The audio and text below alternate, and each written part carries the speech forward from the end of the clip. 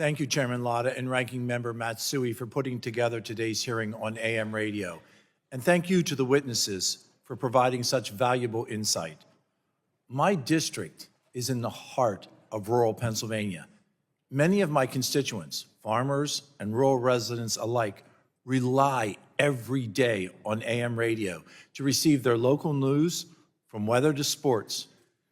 We hear all too often that information is power, but in my district in Pennsylvania, the information is protection. With that knowledge, we know that FEMA relies on AM radio to provide alerts through the National Emergency Alert System to our communities, thus the protection. With the increasing prevalence of electric vehicles, some have raised concern that the elimination of AM radio will restrict critical access to emergency alerts for those without cell phones. Some believe FM could soon follow, despite millions of Americans still relying on radio for their news and various talk shows, and ultimately for their protection. Mr. Chapman, given that AM radio is often used in times of severe weather and natural disasters, such as tornadoes and hurricanes, what kind of safeguards do these stations have in place to ensure that these alerts are able to reach as many people as possible? Thank you for the opportunity to comment on that, Congressman. I can tell you that every radio station that is part of the network, and it is virtually every station across the country, has certain protocols and systems that they have to adhere to. There's regular testing that takes place, and so unlike the other systems that are in place, we continually go through and make sure that free over-the-air radio is accessible and that there's not holes or gaps in our system. So having that extra layer of protection, having that testing in place to make sure that the holes and gaps are not present, particularly in areas like rural parts of America, do you feel that deleting AM radio will provide a national safety risk? And I think that is the biggest question, obviously, that we're talking about right here, because the EAS system has redundancies. We've talked about that this morning, but there are parts and roles that AM radio plays in it that cannot be substituted by other forms.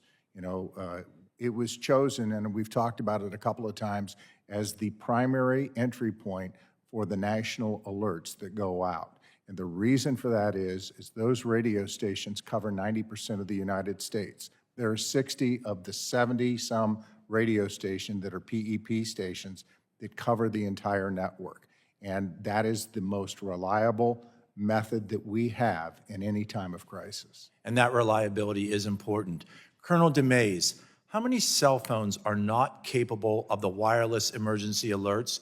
And could those that are non-capable cell phones be at risk without AM radio to missing emergency, amber, and presidential alerts, especially in rural communities?